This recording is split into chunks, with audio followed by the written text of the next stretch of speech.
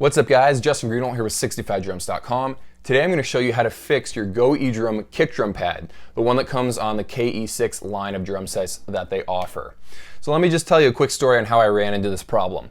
Every single year I bring a drum set to this church camp. It lasts 10 days and I'll play in a bunch of services. I'll share the drum set with a couple of other drummers so we don't all have to play for 10 days straight. I play at one building. However, there was a youth building a little farther away and they didn't have a drum set this year. So they asked me if I could bring an extra drum set. So I brought the GoEdrum KE6. I think if you follow me on Facebook, you saw I threw a photo up there of it being used. Unfortunately, after it was played day after day after day for like an hour every single day, the kick drum just started to not trigger very well.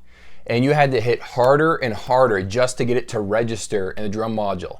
I cranked up the sensitivity in the GoEdrum brain and it just wasn't helping enough. So I was frustrated with this kick drum. Also, I had a cymbal that just stopped working and I had to replace it with a spare that I brought with me. So I was frustrated and I brought it home and I just let this sit in my basement for a while and I didn't even touch it to try to figure out what was wrong with it until this week, or actually last week. So I opened it up and I found out really easily what the problem was. As you can see, after you open up the kick drum, the piezo is resting on a metal L arm and then it rests obviously right there against the mesh head. And as you hit your kick pedal against that mesh head, it started to bend more and more. And I guess I had some heavy hitters playing on this kick drum. And literally, they bent the piezo just by playing hard on the kick drum. Now obviously, this is a problem that shouldn't be happening. The metal is obviously too soft, and I actually bent it back into an L shape. And I realize it is way too easy to bend it like that, so I really should get like a metal L arm and brace it on the inside. Another thing I could possibly do is just upgrade the kick drum. This setup of having the piezo right about there does not lend itself to having the most accuracy. When you use a double kick pedal, it just doesn't trigger well enough.